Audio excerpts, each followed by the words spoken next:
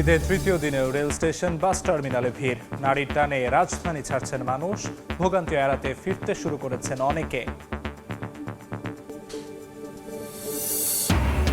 টানা ছুটিতে আনন্দ উদযাপন, শিশু কিশোরের পদচারণায় উৎসব মুখর চিড়িয়াখানা, বিনোদন কেন্দ্রে নানা বয়সীদের ভিড়। পাহাড় ও স্বচ্ছ জলরাশিতে বিমোহিত পর্যটক। থাকার কোনো ব্যবস্থাও নেই, খাওয়ার ব্যবস্থা, টাকা পয়সাও নেই। নতুন টিকিট করে যাওয়াটাও খুব কষ্টকর। ওমরা পালনে গিয়ে চরম ভোগান্তি। মধ্যপ্রাচ্য অস্থিরতায় সৌদিতে আটকা প্রায় 40,000 বাংলাদেশি। অর্থ সংকটে বিপাকে অনেকে। দেশে ফিরতে সরকারের সহায়তা কামনা। মধ্যপ্রাচ্যের ঝুঁকিতে হাজারো বাংলাদেশি। দেশে এসেও আটকা অনেকে। ক্ষতিগ্রস্তদের প্রশিক্ষণের তাগিদ। বিকল্প শ্রমবাজার না পেলে রেমিটেন্সে ধাক্কার শঙ্কা।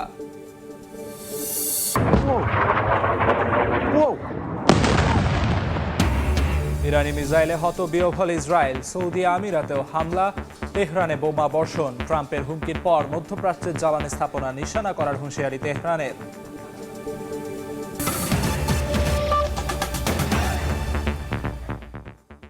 সময় সংবাদের সঙ্গে আছি আমি আমিরুল ইসলাম আলিফ। ঈদের তৃতীয় দিনেও রাজধানী ছাড়ছে মানুষ। ছুটি শেষের আগেই অনেকে আবার ফিরতে শুরু করেছেন। সকাল থেকেই রাজধানীর মহাখালী বাস টার্মিনাল ও কমলাপুর রেল স্টেশনে যাত্রী চাপ দেখা যায়। কেউ কেউ প্রিয়জনের সঙ্গে ঈদ উদযাপনে রাজধানী ছাড়ছেন, কেউ আবার শেষ মুহূর্তের ভোগান্তি এড়াতে আগে ভাগেই ফিরছেন ঢাকায়। এদিন নির্ধারিত সময়ের চেয়ে দেরিতে ট্রেন ছাড়ার অভিযোগ করেন যাত্রীরা।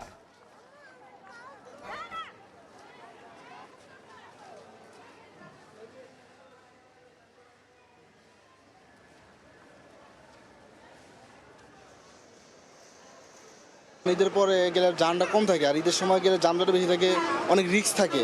আজকেও ট্রেনে লেট হচ্ছে, আসতে সময় নিচ্ছে। তো এই সাফারটা ভাবছিলাম আগে হবে, এখনই হয়ে যাচ্ছে আর কি। 6টা 15 ট্রেন 8টা, প্রায় 2 ঘন্টার মতো হয়ে যাচ্ছে। এটা একটা অস্বস্তি আর কি আমাদের জন্য। আর নর্মালি আমরা গত 1 বছরের এক্সপিরিয়েন্স আমার যে ট্রেন অন টাইম থাকে, এটা আনএক্সপেক্টেড। প্রিয়জনের সঙ্গে ঈদ উদযাপন করতে আজও ঢাকা ছাড়ছে মানুষ। অন্যদিকে ছুটি শেষে অনেকে ফিরছেন কর্মব্যস্ত নগরীতে। সে খবর জানাতে এই মুহূর্তে কমলাপুর রেল স্টেশনে আছেন সহকর্মী আতনজ রহমান এবং মহাখালী বাস টার্মিনালে আছেন সহকর্মী সামদানি প্রত্যয়। সরাসরি প্রথমে যাচ্ছি আতনজের কাছে। ঈদের ছুটি শেষে সাধারণ মানুষ ঢাকায় ফিরছেন। সরকারি বেসরকারি চাকরিজীবী, শিক্ষার্থী, শিক্ষক সহ নানা পর্যায়ে যারা যে ধরনের কাজ করেন, কর্মব্যস্ততার কারণে তারা আসলে ঢাকায় ফিরে আসছেন তাদের নিজেদের কাজের তাগিদে, জীবন জীবিকার তাগিদে। সকাল থেকে আমরা দেখছিলাম যে ফিরে আসার যাত্রা কিছুটা বিলম্ব হয়েছিল ট্রেন দেরিতে আসার কারণে, কিন্তু বেলা গড়ানোর সাথে সাথে যারা দেশের বিভিন্ন প্রান্ত থেকে আসলে ঢাকায় ফিরে আসছেন, ওই ধরনের মানুষের ভিড় চোখে পড়ার মতোই আসলে ভিড় দেখা গেছে বেলা গড়ানোর সাথে সাথে। তবে যারা ফিরে আসছেন তাদের মধ্যে তারা কয়েকটি কথা বলছেন। কেউ কেউ বলছেন যে ট্রেন যাত্রাটা এবার ঈদের শেষ দিন, ঈদের ছুটির শেষ দিন ঢাকায় ফেরার ক্ষেত্রে ঈদের যাত্রাটা তাদের জন্য স্বস্তির ছিল। তবে ট্রেন কিছুটা দেরি করায় ক্ষেত্র বিশেষে ট্রেন 30 মিনিট থেকে 2 ঘন্টাও লেট করেছে বলে তারা আমাদেরকে জানিয়েছেন। তারা বলছেন এছাড়া ট্রেনের টিকিট পাওয়া থেকে শুরু করে ট্রেনের বাকি যেই ভ্রমণের অংশটা ছিল সেটা স্বস্তিদায়ক ছিল, আরামদায়ক ছিল।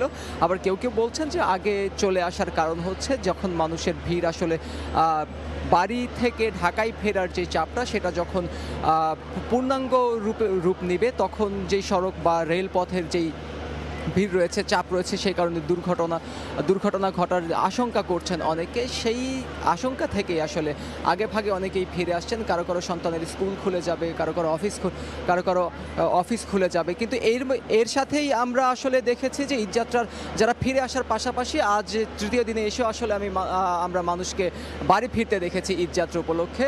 আমরা এতক্ষণ জানাচ্ছিলাম কমলাপুর স্টেশন থেকে রেলপথের যাত্রার বিষয়ে।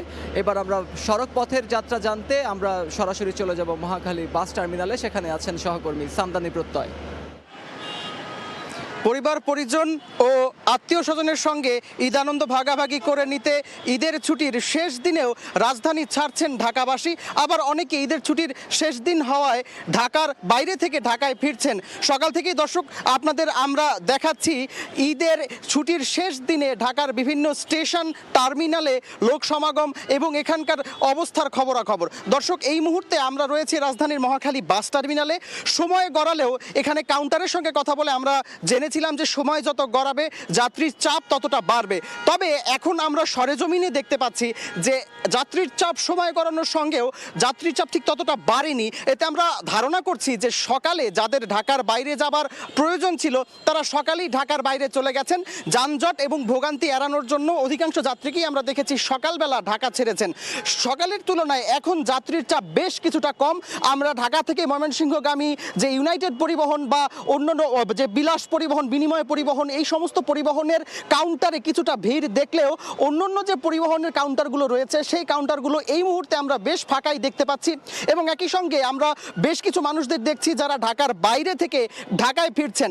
একই সঙ্গে আমরা সাধারণ মানুষদের বলতে শুনছিলাম যারা ঢাকার বাইরে যাচ্ছেন তারা আমাদেরকে জানিয়েছিলেন যে ঈদযাত্রার ভোগান্তি এড়িয়ে এই সময়টিকে তারা বেছে নিচ্ছেন, কারণ এই সময়ে পথে যানজট যেমন কম থাকে তেমনি এই ঈদ যাত্রার মধ্যে কয়েকদিন যাবৎ ঘটে যাওয়া কয়েকটি দুর্ঘটনার জন্য তারা শঙ্কিত ছিলেন, যার কারণে তারা এই সময়টিকে বেছে নিয়েছেন এবং তারা চাইছেন যে ভোগান্তির ছাড়াই তারা তাদের প্রিয়জনদের সঙ্গে ঈদ আনন্দ ভাগাভাগি করতে পারবেন। তো এখানে বাস কর্তৃপক্ষ তারা প্রত্যাশা করছেন যে সময় যত গড়াবে বাসের যাত্রী সংখ্যা বাড়বে এবং এখানে এখন পর্যন্ত যাত্রীরা আমাদেরকে বলছেন যে বাসের সময় এবং ভাড়া নিয়ে তাদের কোনো অভিযোগ নেই। এই ছিল আমার কাছে মহাখালী বাস টার্মিনাল থেকে সবশেষ। সরাসরি যুক্ত ছিলাম মহাখালী বাস টার্মিনাল ও কমলাপুর রেলওয়ে স্টেশনে। টানা ছুটিতে সারা দেশে ঈদ আনন্দ উদযাপন। বিনোদন কেন্দ্রগুলোতে ভিড় করছেন নানা বয়সী মানুষ। এই মুহূর্তে মিরপুরের জাতীয় চিড়িয়াখানায় আছেন সহকর্মী মাইমুনা হায়দার চৌধুরী, শিশু মেলায় এম এ আজিম, নওগাঁর পাহাড়পুর বৌদ্ধবিহারে এম আর রকি, নরসিংদীর ড্রিম হলিডে পার্কে শাহিন আলম এবং সিলেটের জাফলংয়ে আছেন জয়ন্ত কুমার দাস। সরাসরি প্রথমে যাচ্ছি মাইমুনার কাছে। ঈদের তৃতীয় দিনেও আসলে আজকে এই মিরপুরের জাতীয় চিড়িয়াখানায় দরজা খোলার আগে থেকে আসলে আমরা দেখতে পেয়েছি যে দর্শনার্থীরা রয়েছেন তারা তাদের শিশু সন্তানকে নিয়ে, পরিবার পরিজনকে নিয়ে এখানে ছুটে এসেছেন। আমরা আসলে এই জাতীয় চিড়িয়াখানার বেশ অনেকটা দূর থেকেই দেখতে পেয়েছি যে মানুষ পায়ে হেঁটে দেশের বিভিন্ন জায়গা থেকে আশেপাশে যারা রয়েছেন তারা সকলেই আসলে এসে পড়েছেন এই ঈদ আনন্দ উদযাপন করতে। আমরা জানি যে আসলে তারা শিশুদের আনন্দকে আসলে যতটা বাড়িয়ে দেওয়া যায় তার চেষ্টারই অংশ হিসেবে আসলে প্রতিবারই আমরা দেখতে পাই যে এই মিরপুরের জাতীয় চিড়িয়াখানায় আমরা দেখতে পাই যে শিশু সন্তানকে নিয়ে, বিশেষ করে পরিবারের ছোট সোনামণিকে নিয়ে ছুটে আসেন অভিভাবকরা। এছাড়া আসলে নিজেরাও ঈদ আনন্দ উদযাপন করতে এখানে আসেন এবং তারই অংশ হিসেবে যেমনটি আমরা আজকে দেখতে পাচ্ছি যে তারা বেশ সকাল থেকে এখানে চিড়িয়াখানার দরজা খোলার সময়ের আগে থেকে আমরা দেখতে পেয়েছি তারা চলে এসেছেন এবং এই মুহূর্তে আমরা যেটা দেখাচ্ছি যে আসলে জনতার স্রোত দেখে মনে হচ্ছে যে আসলেই ঈদ আনন্দ উদযাপনের বাড়তি মাত্রা যুক্ত করতে তারা ঈদের আনন্দকে, যে ছুটিটুকু আছে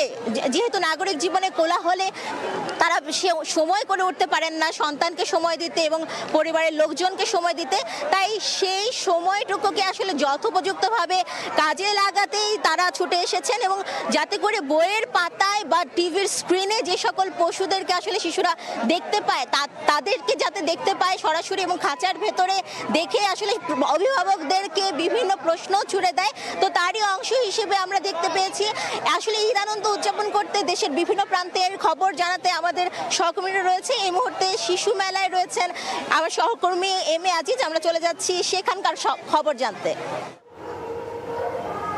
ঈদে শিশুদের যে আনন্দ সেটি কিন্তু অনেকটাই বাড়িয়ে দেয় শিশু মেলা।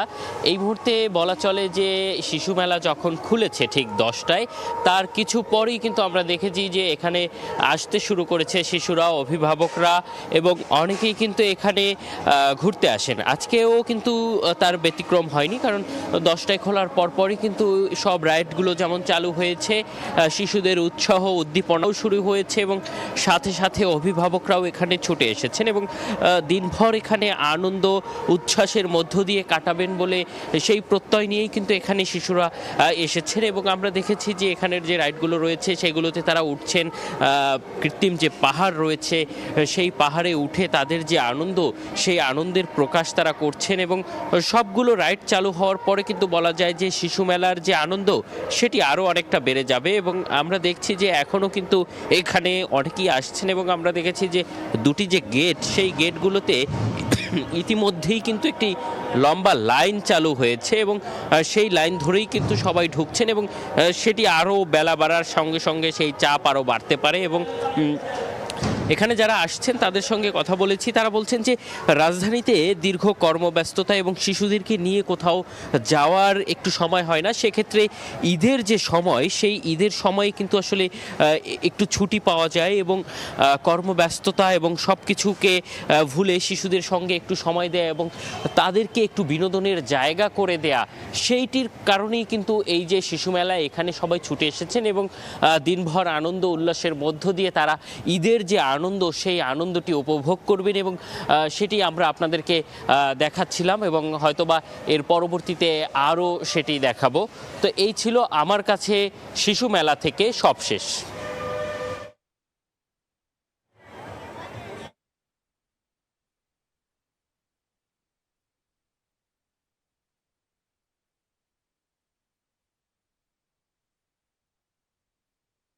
আমেজ বিরাজ করছে সারা দেশে। আমরা আছি নরসিংদী ড্রিম হলিডে পার্কে।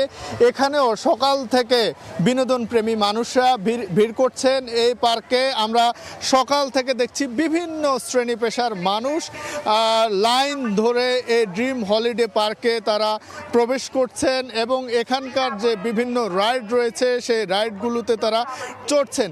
বিশেষ করে আজকে যেহেতু ঈদের তৃতীয় দিন, সরকারি ছুটির শেষ দিন, শেষ দিনটিতে এসে পরিবার পরিজনের সঙ্গে এই ঈদ আনন্দ ভাগাভাগি করে নিতে তারা আসলে এই জায়গাটিতে আসছেন। আমরা সকাল থেকে বিভিন্ন বিনোদন প্রেমী মানুষদের সঙ্গে আমরা কথা বলেছি, তারা যেটি বলছেন যে আসলে পরিবারের সঙ্গে ঈদ আনন্দ ভাগাভাগি করে নিতে, নিজেদের মতো করে সময় কাটাতে তারা এই জায়গাটিতে আসছেন। এখানে আমরা দেখেছি ড্রিম হলিডে পার্কটিতে বিভিন্ন ধরনের রাইড রয়েছে এবং এখানে রোলার কোস্টার থেকে শুরু করে স্পিড বোর্ড এবং বিভিন্ন ধরনের দোলনা আমরা দেখছি। মানুষজন পাশাপাশি বিভিন্ন রাইডে যেমন চড়ছেন, এখানকার যে মনোরম পরিবেশ রয়েছেন সে মনোরম পরিবেশে কিন্তু তারা নিজেদের মতো করে সময় কাটাচ্ছেন। এবং আমরা এছাড়াও দেখছি যে এখানকার বাহিরে যে লম্বা লাইন রয়েছে সেটি বেলা যত বাড়বে, বেলা বাড়ার সঙ্গে সঙ্গে এই জায়গাটিতে মানুষের উপস্থিতি আরও বাড়ার কথা রয়েছে। এবং বিনোদনের আরও খবর জানতে আমরা চলে যাব নওগাঁয়, সেখানে আছে আমাদের সহকর্মী MR রকি।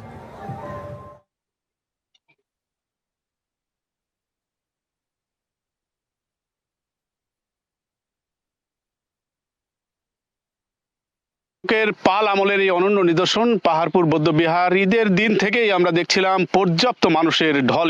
বিশেষ করে এবার ঈদের প্রথম দিন থেকেই এখানে যারা কর্তৃপক্ষ তারা বলছেন যে পরিমাণ তারা আশা করছিলেন তার চেয়ে অনেক বেশি দর্শনার্থী দেশের বিভিন্ন প্রান্ত থেকে আসছেন। আসলে প্রাচীন এই নিদর্শন মূলত একটা ঐতিহাসিক কেন্দ্র যেখানে পাল আমলের বহু স্থাপনা রয়েছে এবং এই স্থাপনাগুলোর একটি গভীর ইতিহাস রয়েছে। এই ইতিহাসগুলো জানা, প্রাকৃতিক অনাবিল পরিবেশ উপভোগ করা এবং সব মিলে এই এলাকার যে একটা ঐতিহ্য, এই ঐতিহ্যকে দীর্ঘদিন ধরে মানুষ একটা প্রতীক্ষার প্রহর থাকে এবং ঈদ মৌসুমগুলো স্বাভাবিকভাবে বাড়তি উচ্ছ্বাস এখানে লক্ষ্য করা যায়। এবং দেখছিলাম সকাল থেকে এই বিভিন্ন জায়গা থেকে দর্শনার্থীরা আসছেন এবং তারা বিভিন্ন স্থাপনা ঘুরে দেখছেন এবং এই পাল আমলের এই নিদর্শনটিতে ঐতিহাসিকভাবেই একটি সমাদৃত রয়েছে। দেশ বিদেশে এই ঐতিহাসিক নিদর্শনের একটি ইতিহাস ব্যাপকভাবে ছড়িয়ে রয়েছে এবং এই ছড়িয়ে থাকা ইতিহাসকে জানার জন্যই দেশের বিভিন্ন প্রান্ত থেকে এই কৌতূহলী মানুষের এই সমাগম প্রতিনিয়তই বাড়ছে। এবং কর্তৃপক্ষের দিক থেকে যে বার্তাটি তারা জানাচ্ছিলেন যে এবার ঈদের দিন এবং দ্বিতীয় দিন, তৃতীয় দিন, আজকে পর্যন্ত প্রথম দিন থেকেই কিন্তু পর্যাপ্ত মানুষের এই ঢল তারা আসার অতিরিক্ত তারা লক্ষ্য করছেন এবং যারা আসছেন দেশের প্রান্ত থেকে, স্বজন পরিবার আত্মীয় স্বজন সবাই মিলেই কিন্তু এই প্রাকৃতিক পরিবেশটা উপভোগ করার জন্য মূলত এখানে আসে থাকেন এবং এখানে এসে এই পরিবেশের পাশাপাশি আশপাশের যে স্থাপনাগুলো রয়েছে, প্রত্ন নিদর্শনগুলো রয়েছে সেগুলো তারা দেখার চেষ্টা করছেন। এবং আমরা দেখছিলাম এই প্রাকৃতিক যে নিদর্শনটি রয়েছে এটি আসলে সোমপুর পাহাড়পুর বৌদ্ধবিহার।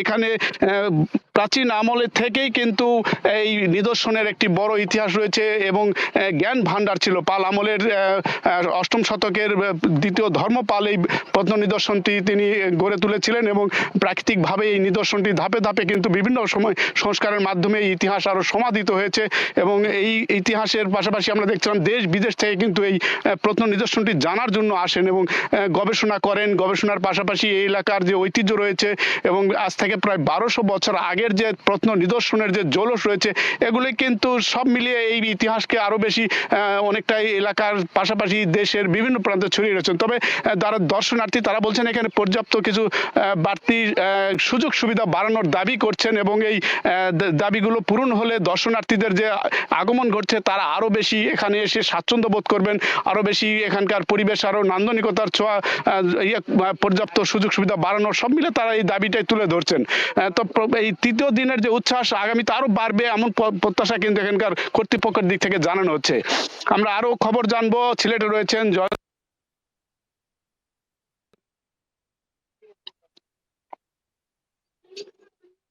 কৃতকন্যা জাফলংয়ে পর্যটকদের ভিড়, সবুজ পাহাড় আর নীল স্বচ্ছ জলরাশি দেখার জন্য পর্যটকরা এখানে চলে এসেছে সকাল সকাল। এখনো কিন্তু পর্যটন স্পটে কয়েক হাজার পর্যটক রয়েছে এবং যদি জানিয়ে রাখতে চাই এখানে যারা পর্যটন ব্যবসায়ী রয়েছে, পর্যটক সংশ্লিষ্ট যারা রয়েছে তারা বলছে বিকেল হলে এখানে লাখ ছাড়িয়ে যাবে পর্যটকের সংখ্যা।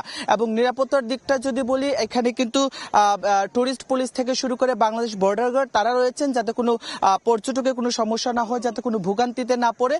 এবং এছাড়াও সিলেটে আসলে যারা ঘুরতে আসেন বাইরের জেলা থেকে যারা এসেছেন পর্যটক তারা মনে করেন সিলেটকে যখন ঘুরতে যাবেন প্রথম পছন্দ হিসেবে প্রকৃতকন্যা জাফলংকে তারা রাখেন, কারণ এই জাফলংয়ে আসার পর তারা যে জিনিসগুলো দেখতে পাবে সেটা হচ্ছে এখানে নীল স্বচ্ছ জলরাশিতে তারা ভিজতে পারবেন, একই সাথে তারা জলখেলি করতে পারবেন, একই সাথে তারা এখানে ভারত গ্যাসের ঝুলন্ত সেতুটি দেখতে পারবেন, মায়াবী ঝর্ণা রয়েছেন এবং সেই দৃশ্য উপভোগ করার জন্য কিন্তু পর্যটকরা এখানে ছুটে আসেন এবং তারা মনে করেন যে আসলে এই জাফলংয়ে কিন্তু আসার পর তারা পরিবার পরিজন বন্ধু বান্ধব নিয়ে একটি সুন্দর মুহূর্ত পার করেন। মনোমুগ্ধকর দৃশ্য দেখতে পর্যটকরা সকাল থেকে ভিড় করছেন। এখানে বিকেল হলে এখানে আরো বেশি পর্যটক আসবে এমনটাই মনে করছেন এবং ব্যবসায়ীরা মনে করছেন তাদের যে ব্যবসার যে মন্দা ভাবটা রয়েছে সেটা ঈদের ছুটিতে পর্যটকরা যে আসছে এটির কারণে তারা মন্দা ভাবটা কাটিয়ে উঠবে। ছিল আমার কাছে সিলেট থেকে সবশেষ।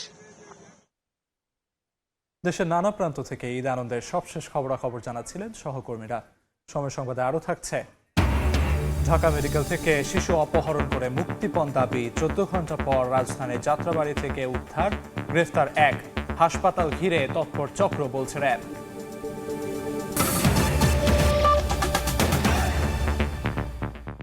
মধ্যপ্রাচ্যে যুদ্ধ পরিস্থিতিতে সৌদিতে চরম ভোগান্তিতে পড়েছেন ওমরা পালনকারীরা। বিভিন্ন এয়ারলাইন্সের ফ্লাইট বাতিল হওয়ায় শুধু বাংলাদেশি আটকা পড়েছেন প্রায় 40,000। ফিরতি ফ্লাইটে সরাসরি এক টিকিটেই ভাড়া গুনতে হচ্ছে প্রায় লাখ টাকা। অতিরিক্ত অর্থ খরচ সহ নানা জটিলতায় থাকা ওমরা পালনকারীরা দেশে ফিরতে সহায়তা চেয়েছেন সরকারের। সাশ্রয়ী ভাড়ায় বিশেষ ফ্লাইট পরিচালনার দাবি জানিয়েছে হাব। কাজল আব্দুল্লাহ রিপোর্ট। চিরন্তন বিশ্বাসের এক অনন্য স্থান পবিত্র মক্কা। সৃষ্টিকর্তার সঙ্গে গভীর সম্পর্ক তৈরি, ব্যক্তিজীবনে পরিশুদ্ধতা ও ইবাদতের লক্ষ্যে প্রতি বছর আল্লাহর ঘর তাওয়াফ, বিশ্বনবীর রওজা মোবারক জিয়ারত এবং ঐতিহাসিক স্থান দর্শনে হজ কিংবা ওমরা করতে সৌদি আরব যান লাখো ধর্মপ্রাণ মানুষ। হজ মৌসুমের আগে পরে প্রতি বছর সৌদি আরব যাতায়াত স্বাভাবিক থাকলেও এবার হিসেব পাল্টে দিয়েছে মধ্যপ্রাচ্য সংঘাত। যুদ্ধ পরিস্থিতির কারণে 28 ফেব্রুয়ারি থেকে যে সকল ওমরা পালনকারীদের দেশে ফেরার কথা ছিল শত শত ফ্লাইট বাতিল হওয়ায় এখন তারা আটকা পড়েছেন। শিডিউল না পেয়ে যারা প্যাকেজের বাইরে ফিরতে আগ্রহী তাদের সৌদি ঢাকা রুটের সরাসরি একমুখী ফ্লাইটে টিকিট গুনতে হচ্ছে প্রায় লাখ টাকায়। অতিরিক্ত অর্থ সঙ্গে না থাকায় বিপাকে অনেকেই। মসজিদে হারামের মধ্যে এতেকাফে আছি, এতেকাফ শেষ হওয়ার পরে থাকার কোনো ব্যবস্থাও নেই, খাওয়ার ব্যবস্থা, টাকা পয়সাও নেই। খুবই কষ্ট দুর্দশার ভিতরে সময় পার করতেছি। ছেলে মেয়েরা খুবই অতিষ্ঠ হয়ে গেছে। মাত্র 10 দিনের জন্য আসছিলাম আর আজকে প্রায় 28 দিন হয়ে যাচ্ছে। নতুন টিকিট করে যাওয়াটাও খুব কষ্টকর, বিশেষ করে বাংলাদেশের যে ডিরেক্ট ফ্লাইট যে বিমানগুলো অপারেট করছে তাদের ম্যাক্সিমাম ফ্লাইটের ভাড়া প্রায় 1 লক্ষ টাকা। আটকে পড়ে যে সমস্ত হাজার হাজার হজযাত্রী মক্কা মদিনাতে আছেন, রাষ্ট্রীয় উদ্যোগে তাদের দ্রুত দেশে ফিরে নিয়ে যাওয়ার ব্যবস্থা করার জন্য আমরা রাষ্ট্রের কাছে অনুরোধ করছি। এজেন্সিগুলো তথ্য বলছে প্রতি বছর বাংলাদেশ থেকে শুধু ওমরা করেন 3.5 থেকে 4 লাখ মুসল্লি, আর যুদ্ধকালীন সৌদিতে আটকা পড়েছেন প্রায় 30 থেকে 40 হাজার। তাদের সহজ প্রক্রিয়ায় ফিরিয়ে আনতে বিমান মন্ত্রণালয়ের সহযোগিতা চেয়েছে হজ agency association of Bangladesh HAAB. হাজার হাজার উমরা যাত্রী এখন সৌদি আরবে আটকা আছে, তাদের হোটেলের প্যাকেজ শেষ হয়ে গেছে, তাদের হোটেলের সংকট এবং খাওয়ার সংকট দেখা দিয়েছে মারাত্মকভাবে। এই সকল উমরা যাত্রীদেরকে ফেরত আনার বিষয়ে আমরা বিমান মন্ত্রণালয়ে একটি চিঠি দিয়েছি যে এয়ারলাইন্সগুলো ফ্লাইট অপারেট করছেন সাশ্রয়ী মূল্যে, যাতে আমাদের আটকা পড়া উমরা যাত্রীদের আমরা ফেরত আনতে পারি, সেই বিষয়ে বিমান মন্ত্রণালয় যথাযথ উদ্যোগ গ্রহণ করবেন।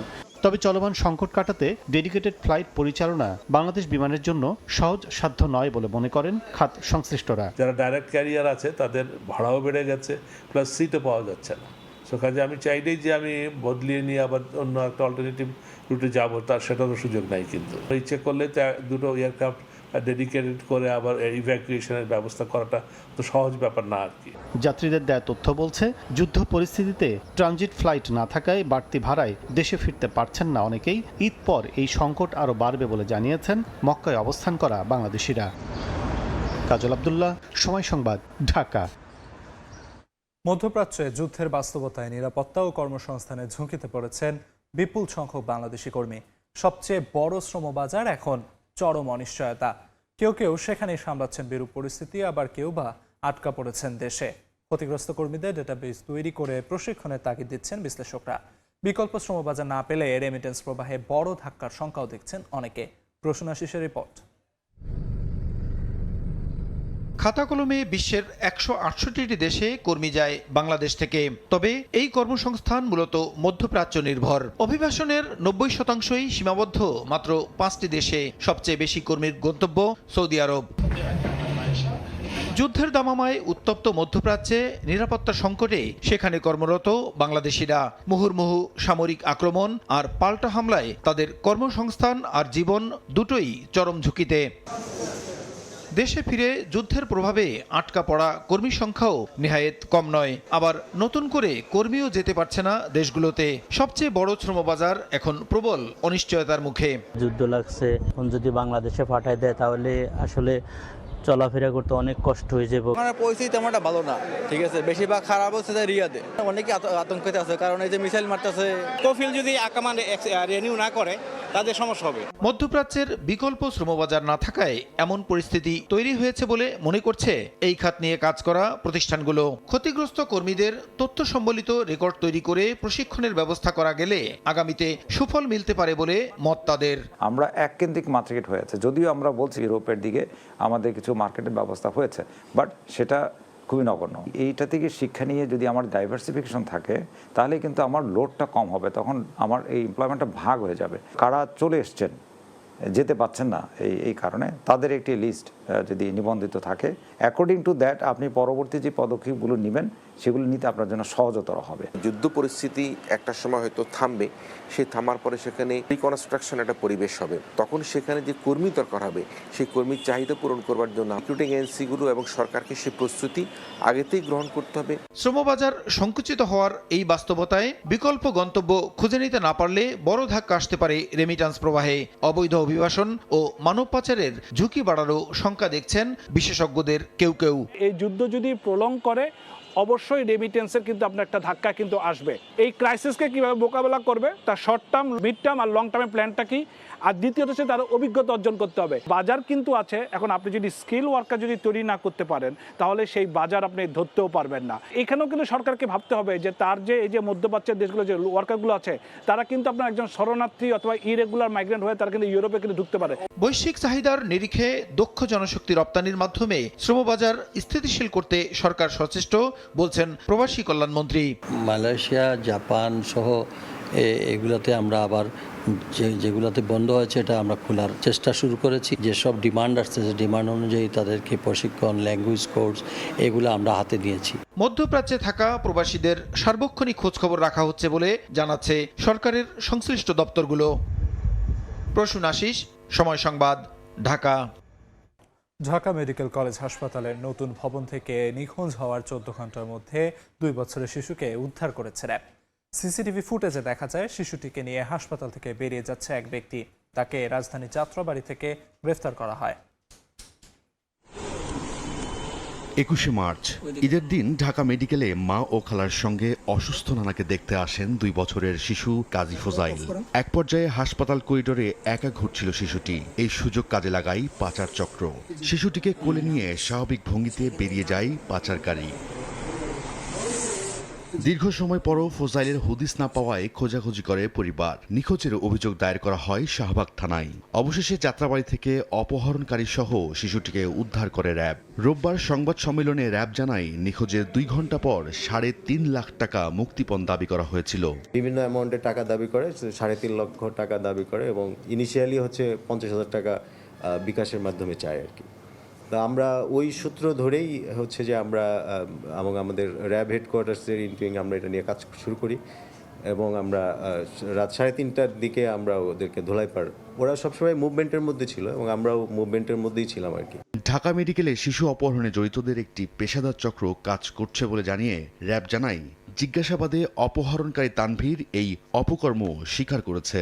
প্রাথমিকভাবে আমরা যেটা ধারণা করতেছি যে এরা আসলে পেশাদার চক্র এবং এদের সাথে আরও কয়েকজন আছে। ওর এলাকায় একটা মেডিকেলে চাকরি করতো, তো মেডিকেলে চাকরি করার পর চাকরি চলে যাওয়ার পরে থেকে সে হচ্ছে এই পেশায় আসে। ঢাকা মেডিকেলের মতো জনবহুল জায়গায় একের পর এক এমন অপহরণের ঘটনা সাধারণ মানুষের মনে নিরাপত্তা ব্যবস্থা নিয়ে প্রশ্নের জন্ম দিয়েছে। রায়দুল ইসলাম শুভ, সময় সংবাদ, ঢাকা। অ্যালটেক অ্যালুমিনিয়াম, গড়ে উঠছে আগামীর শহর। সময় সংবাদে আরও থাকছে, মাদ্রিদ ডার্বিতে ভিনিসিয়াসের জোড়া গোল এরিয়ালে নাটকীয় জয়। ভালভার্দে লাল কার্ডের রাতে হারল অ্যাটলেটিকো মাদ্রিদ। পয়েন্ট টেবিলের ব্যবধান কমালো লস ব্ল্যাঙ্কোস। ভাঙাড়ি হিসেবে বিক্রির পরিকল্পনা থেকে সরে হঠাৎ বিকল ডেমো ট্রেন মেরামতের উদ্যোগ নিয়েছে রেলওয়ে। মেকানিকদের মতে দীর্ঘদিন খোলা আকাশের নিচে পড়ে থাকায় ডেমোগুলো এখন সংস্কার অযোগ্য। এছাড়া আলাদা ওয়ার্কশপ আর দক্ষ জনবল ছাড়া মেরামত করেও কোনো ফল আসবে না। বিকল ডেমো সচল করে সম্ভব নয় জেনেও ঠিকঠাক করার উদ্দেশ্য নিয়ে প্রশ্ন তুলছেন বিশেষজ্ঞ।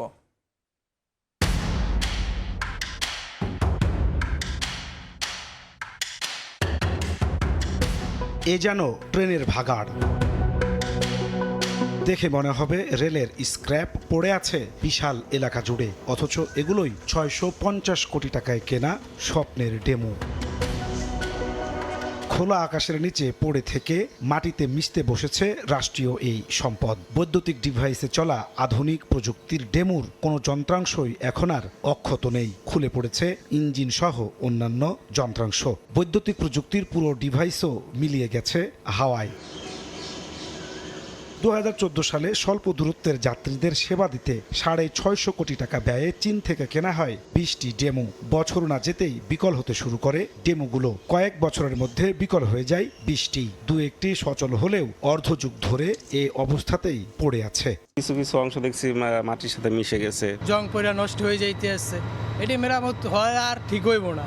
ডেমো সংশ্লিষ্টরা বলছেন বাংলাদেশের আবহাওয়ার উপযুক্ত নয় এসব ডেমো ট্রেন, তবুও কেনা হয়েছে। নেই ডেমো মেরামতের ওয়ার্কশপ কিংবা মেকানিকদের প্রশিক্ষণ। যন্ত্রাংশ মেলে না বাজারে। স্পেয়ার পার্টস দরকার, সেই স্পেয়ার পার্টস বিদেশ থেকে আমদানি করতে হয়। মেরামতের আগে এটা দেখতে হবে যে মানসম্মত ওয়ার্কশপ করতে হবে। পার্টস বেশিরভাগ নষ্টই হয়ে গেছে, এগুলা মেরামত করার মতো অবস্থায় নাই। মেরামতের সক্ষমতা না থাকা ও অলাভজনক হওয়ায় বছর 2 আগে ডেমো আর না চালানোর সিদ্ধান্ত হয়। ফলে তা ভাঙাড়ে হিসেবে বিক্রির পরিকল্পনা ছিল রেলওয়ের।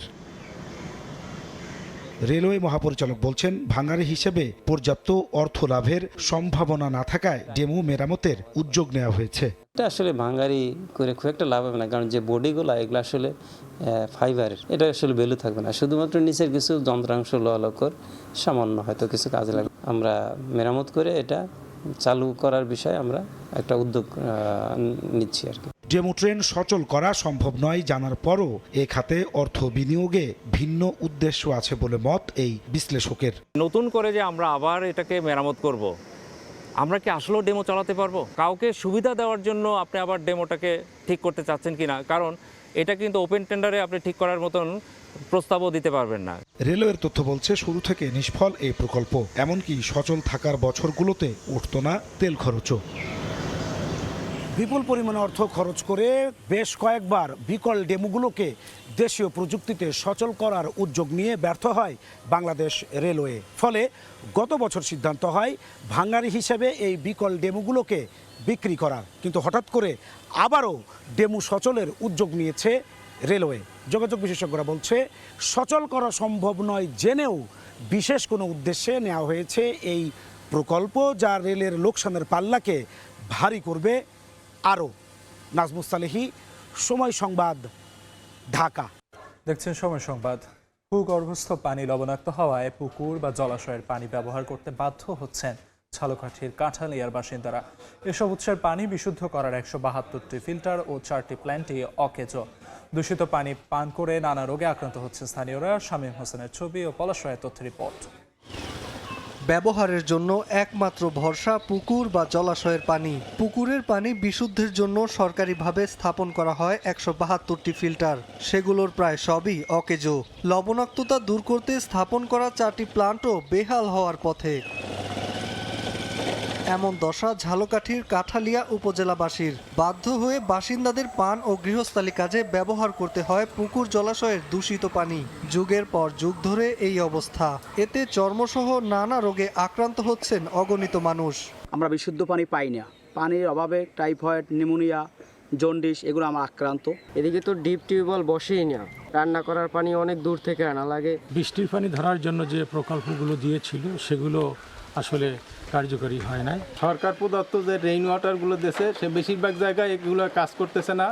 পাইপলাইনের মাধ্যমে পানি সরবরাহে পরিকল্পনার কথা জানিয়েছে জনস্বাস্থ্য প্রকৌশল অধিদপ্তর। এরই সঙ্গে স্থাপন করা হবে পর্যাপ্ত সংখ্যক পানি বিশুদ্ধকরণ প্লান্টও। আমরা নতুন প্রকল্পের জন্য ঊর্ধ্বতন কর্তৃপক্ষের কাছে আবেদন জানাইছি। ওইখানে আমাদের আরেকটা পাইপ টু ওয়াটার সাপ্লাই কাজ চলমান আছে। এটা যদি সফল হয় তাহলে হয়তো কিছুটা কমে আসবে। বঙ্গোপসাগর থেকে 60 কিলোমিটার দূরের এই জনপদের পাটিখাল ঘাটা, চেচড়িরামপুর ও আমোয়া ইউনিয়নের ভূগর্ভস্থ পানি লবণাক্ত। গভীর নলকূপ বসিয়েও পাওয়া যায় না মিঠা পানি। এতে দুর্ভোগে 3 ইউনিয়নের প্রায় 60,000 মানুষ। সময় সংবাদ, ঝালকাঠি। দেখছেন সময় সংবাদ। আন্তর্জাতিক প্রসঙ্গ। ডোনাল্ড ট্রাম্পের হুমকির পর মধ্যপ্রাচ্যের জ্বালানি স্থাপনায় হামলার হুঁশিয়ারি দিয়েছে ইরান। সেই সঙ্গে নিজেদের বিদ্যুৎ কেন্দ্রে হামলা চালানো হলে হরমুজ প্রণালী সম্পূর্ণ বন্ধ করে দেওয়ারও ঘোষণা দিয়েছে তেহরান। এদিকে সৌদি আরব, সংযুক্ত আরব আমিরাত, ইরাক সহ উপসাগরীয় বিভিন্ন দেশে হামলা অব্যাহত রয়েছে। ইরানি মিসাইলের আঘাতে হতবিহ্বল হয়ে পড়েছে ইসরায়েল। তেহরানেও হামলা চালিয়ে যাচ্ছে ওয়াশিংটন ও তেল আবিব। 48 ঘন্টার মধ্যে হরমুজ প্রণালী পুরোপুরি খুলে না দিলে ইরানের বিদ্যুৎ কেন্দ্র নিশ্চিহ্ন করে দেওয়ার যে হুমকি দিয়েছেন মার্কিন প্রেসিডেন্ট ডোনাল্ড ট্রাম্প, তার পাল্টা হুমকি এসেছে তেহরানের পক্ষ থেকেও। স্থানীয় সময় রোববার ইরানের পার্লামেন্ট স্পিকার মোহাম্মদ বাঘের গালিবাফ বলেন, ইরানের অবকাঠামোতে হামলা হলে মধ্যপ্রাচ্যের জ্বালানি স্থাপনাগুলো গুঁড়িয়ে দেয়া হবে। প্রতিশোধমূলক পদক্ষেপ হিসেবে বাড়িয়ে দেয়া হবে তেলের দামও। রাষ্ট্রীয় টেলিভিশনে দেয়া ভাষণে মার্কিন প্রেসিডেন্ট ডোনাল্ড ট্রাম্পকে সন্ত্রাসী আখ্যা দিয়ে সম্ভাব্য পদক্ষেপের তালিকা প্রকাশ করেন ইরানি সেনাবাহিনীর মুখপাত্র ইব্রাহিম জোলফাগারি। বলেন, তাদের বিদ্যুৎ জ্বালানি অবকাঠামোতে হামলা হলে পুরোপুরি বন্ধ করে দেয়া হবে হরমুজ প্রণালী। পাল্টা লক্ষ্যবস্তু হবে ইসরায়েলের বিদ্যুৎ কেন্দ্র, জ্বালানি ও তথ্য প্রযুক্তি অবকাঠামো। এই উত্তেজনার মধ্যে ইরানি মিসাইলের আঘাতে হতবিহ্বল হয়ে পড়েছে ইসরায়েল। ব্যাপক ক্ষয়ক্ষতি হয়েছে বিভিন্ন শহরে। হতাহতের সংখ্যাও অনেক। ক্ষতিগ্রস্ত স্থান পরিদর্শন করে বিশ্ব নেতাদের ইরান যুদ্ধে এগিয়ে আসার আহ্বান জানিয়েছেন ইসরায়েলি প্রধানমন্ত্রী বিনিয়ামিন নেতানিয়াহু। হামলা চলছে সৌদি আরব, সংযুক্ত আরব আমিরাত, ইরাক সহ উপসাগরীয় বিভিন্ন দেশে। বাগদাদের দক্ষিণে পপুলার মোবিলাইজেশন ফোর্সেস PMF এর অবস্থানে ড্রোন আঘাত হেনেছে। ইরাকের উত্তরাঞ্চলীয় শহর এরবিলে মোসাদ অফিস লক্ষ্য করে ড্রোন হামলার দাবি করেছে আশাব আল কাফ নামের সশস্ত্র গোষ্ঠী। ইরানেও হামলা চালিয়ে যাচ্ছে যুক্তরাষ্ট্র ও ইসরায়েল। তেহরানের বিভিন্ন স্থাপনা লক্ষ্য করে মুহুর্মুহু বোমা ফেলছে দুটি দেশ। হামলা চলছে অন্যান্য শহরেও। উর্জিতা শেহজিন, সময় সংবাদ। দেখছেন সময় সংবাদ। খেলার খবর। মাদ্রিদ ডার্বিতে মধুর প্রতিশোধ নিল রিয়াল মাদ্রিদ। অ্যাটলেটিকোকে 3-2 গোলে হারালো লস ব্লাঙ্কোস। জোড়া গোল করেছেন ভিনিসিয়াস জুনিয়র। স্প্যানিশ সুপার কাপে 5 গোলে বিধ্বস্ত হওয়ার স্মৃতি তাতিয়ে রেখেছিল মাদ্রিদিস্তাকে, কিন্তু সবাইকে থমকে দিয়ে লুকম্যানের গোলে এগিয়ে যায় রোজি ব্ল্যাঙ্কো। বিরতির পর প্রতিপক্ষকে চেপে ধরে অল হোয়াইট। 52 মিনিটে পেনাল্টি থেকে স্কোর করেন ভিনি। 3 মিনিট পর দলকে এগিয়ে দেন ভালভার্দে। পরে 66 মিনিটে গোল করে ম্যাচে সমতা ফেরান মলিনা। তবে ট্রেন্ডের অ্যাসিস্ট থেকে ভিনির জোড়া গোলে 72 মিনিটে লিড নেয় রিয়াল। আর 77 মিনিটে লাল কার্ড দেখেন ভালভার্দে। তবে 10 জনের মাদ্রিদের বিপক্ষে আর কোনো গোল করতে পারেনি সিমিওনে বাহিনী। এ পর্যায়ে শীর্ষ সংবাদগুলো জানিয়ে দিচ্ছি আরেকবার। ঈদের তৃতীয় দিনেও রেল স্টেশন, বাস টার্মিনালে ভিড়। নারীর টানে রাজধানী ছাড়ছেন মানুষ। ভোগান্তি এড়াতে ফিরতে শুরু করেছেন অনেকে।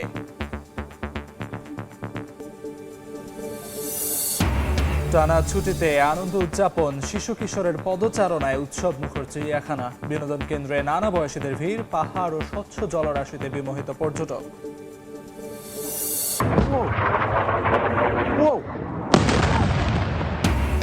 ইরানি মিসাইলে হতবিহ্বল ইসরায়েল। সৌদি আমিরাতেও হামলা, তেহরানে বোমা বর্ষণ। ট্রাম্পের হুমকির পর মধ্যপ্রাচ্যের জ্বালানি স্থাপনা নিশানা করার হুঁশিয়ারি তেহরানের।